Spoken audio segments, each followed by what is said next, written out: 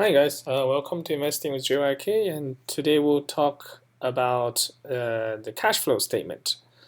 So we've already gone through income statement and balance sheet, and in fact, if you really tried, uh, you can actually obtain the cash flow statement just by looking at income and balance sheet, and you have to do a bunch of number crunching and um, looking at different line items and look at the changes, but you can actually do it. I think cash flow statement wasn't a requirement until like 1930s or something. I'm not entirely sure, but I actually maybe not even until the 1960s or something, because I remember Warren Buffett used to do his own cash flow statement. Anyway, so it's now required, so it's much simpler um, to analyze a company because now you can look at earnings and at the same time you have cash flow in front of you and you don't have to do the computation yourself. Okay, so what is in income statement? Sorry, in cash flow statement. So um, again, we're going to use Walmart's numbers as an example. So let's just look at Walmart and cash flow statement. I think it should be called consolidated cash flow. Oh, come on. Huh? That is very useless. Okay, so let's see if I can get to the contents, and then there is selected financial data, and oh, well, not selected financial data. It should be where are we? Exhibits. Damn it! Click the wrong thing again. Sorry, and my laptop is getting very angry because I'm swiping around and it's trying to record. Where are we? Financial statements here. I just want to go to consolidated statements of financial cash flows. Damn it. Okay, so this is what we have, and then you can see the first line here is just net income, and from net income you with a bunch of changes you end up with operating cash flow. Okay, so let's look at each of those lines, right? So first of all, you start off with net income, and then cash flow is really just what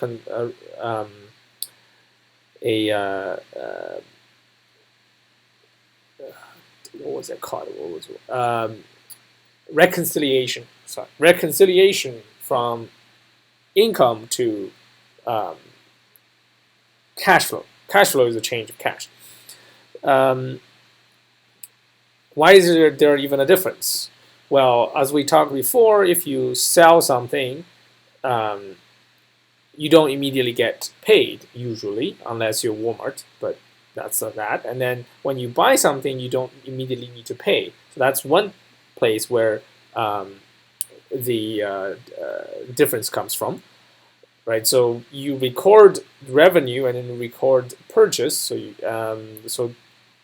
but you don't. There's no cash transaction yet. So cash flow is really looking at the movement of cash in that sense. And then the other part is depreciation. So and investments, for example. So I have some cash. I could buy. Let's say, a car, right? So if I buy a car, my cash goes down, but does my is there a loss? No, I didn't lose money. The asset just changed form from cash to the car. But as I drive the car is worth less and less. But those are non-cash events. Does that mean I'm not losing money? No, because I am losing money by driving a car as the car depreciates. So the depreciation of the car will be reflected in the income statement, but the purchase of the car will be reflected in the cash flow statement. So that's how these things get out of sync. And if you keep in your mind, why does a business even exist? A business exists to produce excess cash for the shareholders. So whatever you do, you can have the best income statement ever, but if you cannot produce excess cash for your shareholders eventually, it's pointless. Okay. So typically, cash flow statements will start off the top line as net income, and then you start the reconciliation. So as I said, depreciation and amortization are losses, but they are not cash items, so you add them back. That's the car thing. So your car has depreciated, so that's taken away from your earnings, but it's a non-cash item, so you add it back in here. And then things like deferred tax. Deferred tax are losses because you have to pay the government at some point, so you record that. It's actually not your money, but since I haven't paid, the money is on my bank account, so you have to add that back. And then the other things are change in current assets, which basically is if your receivables increase, right? Think about receivables increasing, that just means you sold some things. You have recorded the revenue and the corresponding earnings, but you never got paid for it, so your receivables increase. So you have to decrease your cash flow, right? So basically, your cash flow suffers, even though your earning goes up. You never got cash for it, so you have to reduce the increased amount of receivables. Same goes for inventory. If I build a bunch of stuff and I put them in an inventory, in a warehouse as inventory, and I never suffered a loss. There's no loss, but it actually cost me money to make that inventory. So I have to pay cash to make those things. So inventory increase would reduce cash flow as well. So you have to subtract the increased amount of inventory here as well. And then on the other side, which is the liability side, your payables, you got like three things: payables, accrued liability, and accrued taxes. So payables is basically the money you never paid out. You can rack up some bills, but if I never paid the bill yet, I haven't yet paid the bill, then I don't actually, my cash doesn't go down. So the increasing amount, the amount of the payable that's increased should be added into cash flow. And vice versa, obviously. If your payables goes down, that means you paid more bill than you racked up in the meantime. That means you actually have more cash going out the door than you have stuff coming in. Did you suffer a loss? No, because in the end, these liabilities are real, so they eventually have to be settled. But for the reporting period, the cash flow would reduce. Same goes for accrued liability and everything. So if accrued liability goes down, that means you probably settled it somehow. The way you settle it is using cash. And if accrued liability goes up, that means you racked up more liabilities, which actually reduces your income, but it doesn't reduce your cash. You have to add it back. Same thing goes with taxes and everything. So it's a bit twisted. So just to make sure you understand, if your current asset goes up, that means your cash flow go down because you have to pay for these current assets. You are moving, if you think about it, because none of this is going to affect the income statement. What you're effectively doing is you're moving the cash line. So if you look at the balance sheet, essentially you're moving the cash, you're removing those, and then you put them into these. Right? You can move between you can move assets between lines and have no change on income statement. Income statement is really just how much your net asset has changed over the period of time of the reporting period. So, if receivables increase, either your inventory decreased and you moved that up here, or your cash goes down and you move this one down here, and these basically move around. So if in aggregate inventory and receivables both go down, then that just means your cash and cash equivalents would go up. It's just like that. Same goes with liabilities, right? So if the way liability works is slightly different, if you reduce liability and reduce asset, then your income doesn't change. And again, we're just measuring cash. So, the way you settle any of the liabilities is really using cash. So when any of the liabilities go down, and that's not a income statement affecting change, that has to mean some of the asset has gone down. Usually, it's going to be cash. Okay, so if I know it still can be confusing, and if you still have questions, just leave a comment. I'll try to respond and explain it better, hopefully. All right, the next thing is going to be easier. So we've gone through the operating cash flow. So these things are called operating cash flows. The thing it's measuring is how much money did the company generate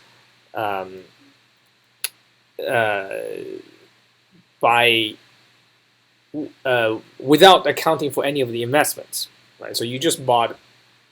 If you think about a Walmart, that's basically how much money. What is the difference between the amount of money that the clients paid you and the amount of money that you had to pay your suppliers, your employees, your landlords, and your drivers and whatever, and your corporate accounting team or strategy team, your CEO, and all your employees' salary. What is the difference? So simply just revenue, essentially just revenue minus not revenue, the cash that you collected from your customers minus the cash that you had to pay out to all these guys. But again, Walmart doesn't only pay its employees and pay its suppliers. It has to, for example, make investments. For example, if it has to buy a new truck, right? So Walmart has a bunch of trucks. The truck moves around. The truck either gets old, you have to replace it, so you have to reinvest, or they don't have enough trucks, so they have to buy another truck. So that is, they're basically buying long-term assets. Another example of long-term asset would be a store. So Walmart want to set up a new store. They buy a piece of land. That is long-term investment. They built up this building to house the store. So that is a long-term investment as well. So these are investing cash flows. So cash flow from investing activities is basically, the buying and selling, the cash flow, which is the change of cash, resulting from the buying and selling of properties, buying and selling of businesses. So Walmart could, for example, if they bought Jet.com, so they bought a business, right? So they have to pay cash for that. Either they pay cash or they pay shares. If they paid shares, it wouldn't have an effect on investing activities. But if they paid cash, then that would get reflected. Or if you're some kind of, if you're Warren Buffett, you buy and sell stocks on the open market, and that again is investing activities. So for a normal business, let's say just a steady state, fairly stable business like Walmart, investing activities usually would produce negative cash flow, which means it should consume cash. The reason is twofold. First, they have to replace everything that has worn out. You have cars, you have fixtures like all the lamps in Walmart stores, the registers, they get worn out. These shelves, they get worn out. You get um, trucks, they get worn out, and all that stuff. Your roof will get worn out and start leaking, and you have to replace the roof. So the just to replace the worn out parts is going to cost money. That part should be more or less equivalent to the depreciation and amortization. So what you essentially gain here, right, in terms of operating activities, you pay back here, just to maintain steady state. You can't keep depreciating an asset and not replace it because your asset eventually goes away. It stops being useful. And there's a tangent here. So if you never replace your asset, you don't spend the appropriate amount of cash to do basically what's known as maintenance capital expenditure, you're called being you're milking the assets is what's usually known as. So some couple examples. Venezuela, they've been milking their oil fields for a couple of years now, and yeah, their oil fields still keep producing cash flow, and yeah, like they don't have to spend the money, but basically all their equipment will start breaking, and then you can see that their production went from like 4 million barrels a day down to about 1.5 now. I'm not sure if it has deteriorated further, but basically that's what will happen. If you milk an asset, eventually it will no longer be useful. Yeah. So Walmart probably have a negative investing, cash flow from investing activities, and then if you look at here, you can see that the net cash used in investing activities is like $10 billion. Right? So last year, they you can see here they bought Jet.com or something. They paid $2 billion for it, I think, and that's here. And most of it is payments for property and equipment. That's your maintenance expansion. You can see this is almost exactly the same as depreciation amortization, give and take a little bit, because not everything gets worn out exactly the same time. There's always going to be some kind of mismatch. And they would sell some stuff. They probably sell the old trucks for scrap or whatever, right? So that will give them a little bit of money, but you can see very little comes from here. And this one is basically selling businesses. So this says proceeds from disposal of certain operations. So they basically say, okay, but I'm guessing, right? So maybe they say, okay, here's a warehouse. I had I have a warehouse operation here. I no longer want it, and you can have it. And then I may or may not, buy service from you or something. But these are typically fairly small. But if you look at, say, GE, that would be a large part because they're in a cash crunch, and then the only way they can get cash, and then they couldn't generate enough cash from operating cash flows. So what can you do if you need cash to pay debt? You either borrow more, or you sell your existing business in order to pay that debt down. So yeah, so that's that.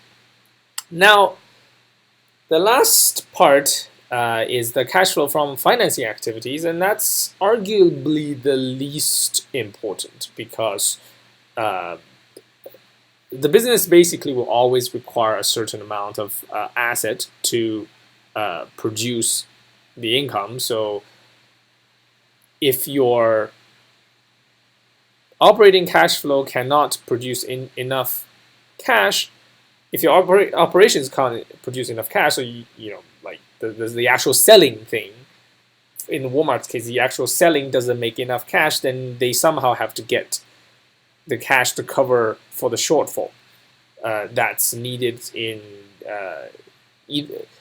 both to cover the hole in operating cash flow and to cover for the needed capital expenditure.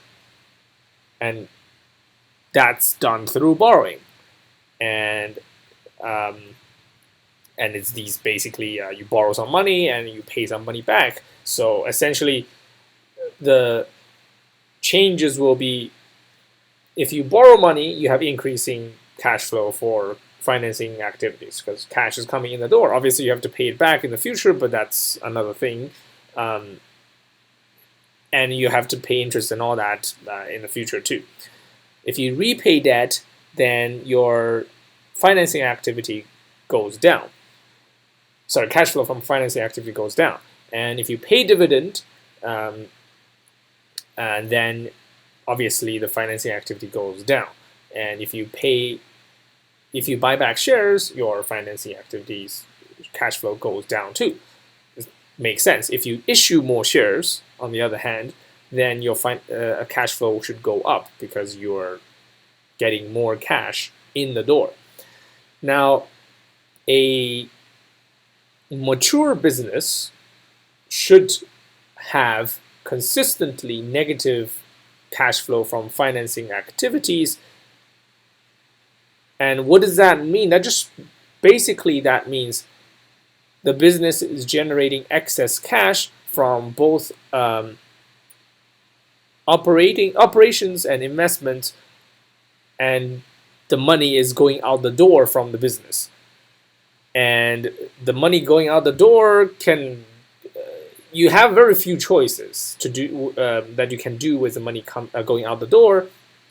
You could either pay down debt, you can purchase shares, or you can pay dividends. Those are the only three things you can do basically.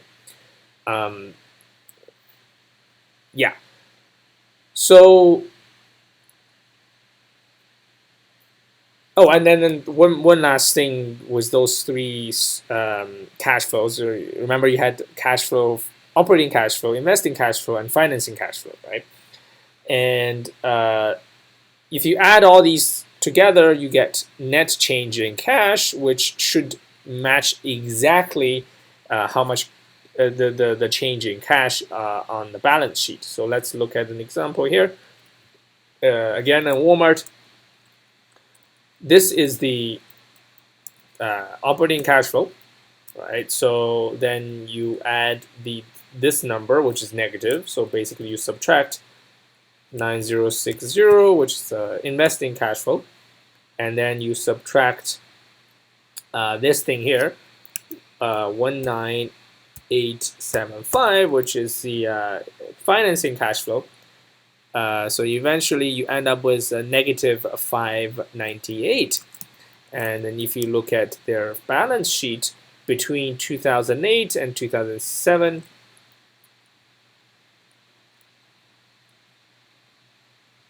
that's not right. Am I missing something?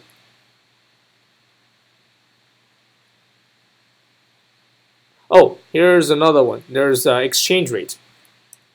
So actually, you have to add up the exchange rate thing. Basically, yeah. So because Walmart operates in more than one countries, when the exchange rate fluctuates, it will have an effect on the income statement, but the cash actually never changed. So here is the result. Right? For a business that only operates in a single currency, then this would not apply. So the result will be negative 111 million, I think. Yeah, $1 million. And if you look at the difference between those two, cash in 2018 should be exactly $111 million less than cash in 2000. 2018 should be exactly that much less than 2017's cash value. 5, 6. Yeah, so exactly 111 million. So that is how the cash flow statement works. Two important concepts in like derived concept from cash flow statement is free cash flow. So the free cash flow is defined as operating cash flow minus capital expenditure. And if you think about it, this basically means how much excess cash has this business generated in that year. And you can do one of the three things in with those excess cash. You can do repay debt, pay dividend, or buyback. If your free cash flow is negative, then eventually you would have to borrow money, or you have to somehow get money in the door to cover for that. Otherwise, your cash will go to zero, right? And that's when you are in deep shit. So two ways of getting cash in the door is either borrow money or issue shares. Those are the only two ways you can get cash in the door. So free cash flow is very useful for a steady business like Walmart, or 3M, or even say McDonald's or P&G and all that. All these companies, it is quite useless for a fast-growing company.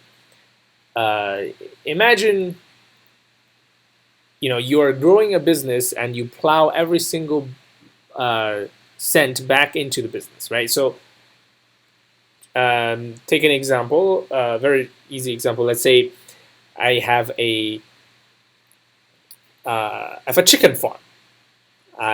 These chickens produce eggs, and I sell these eggs, and then I buy feed and pay my employees to feed this chicken, right? So the money that I get, I will get money from selling these eggs. There's not much receivables here because I'm not sure if anyone would, if I sell to a retail customer, I'm not gonna let them buy eggs on credit. So, I get that cash in, I pay my employees, I pay the suppliers. Imagine the suppliers, because I'm small, never gave me a credit line, and they just, they want cash. Right, so that becomes very simple. At the end, I have some money left, and I used all that money to buy new chicken. Okay, so that would show up as buying property, equipment, and plant property and equipment on investing cash flow. So in that case, the investing cash flow would be so negative that will eat up all the operating cash flow, which means there will be zero free cash flow. And then does that mean I'm running a bad business, a bad chicken farm? No, because I'm expanding this chicken farm. I'm expanding I'm expanding extremely, aggressively. So I actually have more chicken now. So that's actually worth something. Right? Obviously, it's not as sure as cash because your chickens can die, but your cash can't. But again, your cash doesn't produce more cash. Your chickens do produce eggs, so that's the difference. Right? And then that's why I say free cash flow is quite useless for growing companies. Growing companies sometimes even have so much investing cash flow that negative investing cash flow that they have to raise debt for that, right? If I see that chicken farming is very profitable, then maybe I borrow money to buy more chickens. So, but it's not the same as for a steady business like Walmart, because they're not aggressively growing. Their revenue doesn't grow that much, right? So for these companies, the shareholders, i.e., also potential shareholders like us, what we want is a company that consistently generates free cash flow and then somehow pay us, and that's the goal of a business in the end. And so a slightly modified version of free cash flow is owner's earnings, which is Buffett's version. So the way it's defined is operating cash flow, which is same as free cash flow, but minus maintenance capital expenditures, but not actual capital expenditures. So what is maintenance expenditures? So that is the amount of money that you need to spend to maintain the business's earning potential and earning power. So in the chicken farm example, that would be I have to fix the leaking roof, for example. That's one thing, and maybe I have some kind of ventilation equipment. Right? If I were to keep raising chicken, these will have to be replaced. That will be the maintenance capital expenditure. They should, or in the long term, in a proper business, they should be equal to depreciation. And in the case of Walmart, their capital expenditure is almost exactly the same as depreciation. So in Walmart's case, owner's earnings and free cash flow are almost one and the same. But in my fast-growing chicken farm, that's not, because I have no free cash flow. But even though I spend a lot of money in capital expenditures, most of that is to buy new equipment, the new chicken. Oh, the other part for the chicken farm is obviously the chickens will die, right? So the chicken will probably die in 5 years or something. I don't know what the life expectancy of chickens are, but you have to depreciate the chickens because they will die. And so you have to replace the dying chicken, so that would also be maintenance capital expenditure. But if I were to increase the number of chickens that I have, that is not maintenance, that is expansion. So those wouldn't go into maintenance capital expenditure. Now, the problem with Buffett's owner's earnings is that how do we determine what is the maintenance capital expenditure? You somehow have to obtain that number, but that is not part of the financial statement. There's no line that says this is the maintenance. Right? The only thing that you can use almost like a substitute, but imperfect substitute, is depreciation. So that is the difficulty of using owner's earnings. And if you were to able to ascertain maintenance capital expenditure, owner's earnings is a much better metric than free cash flow to use in judging the performance of the company.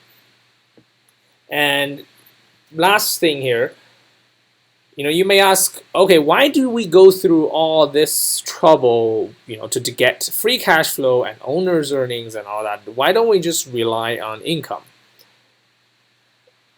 Income, in a sense, should be a reflection of owner's earnings under the ideal situation, but sometimes income can be played. And as I previously mentioned, you can jack up the revenue by doing channel stuffing, essentially increasing your receivables, right? So that's one thing. And other things include you can have a shit ton of spending on capital goods like property, the PPE, property, plant, and equipment. essentially you end up with like the guy who opened a car repair shop and said he made a lot of money, but then when you ask him where's the money, he said, "Oh, it's all in the tools."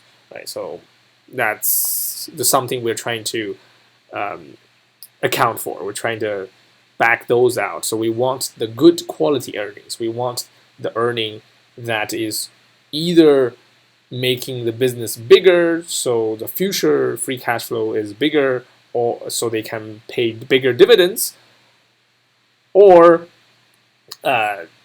it's like this year, current year free cash flow that the company can use to pay its shareholders.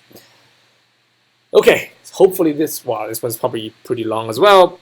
I apologize, but these things are somewhat complex, and hopefully this one's useful, and see you next time.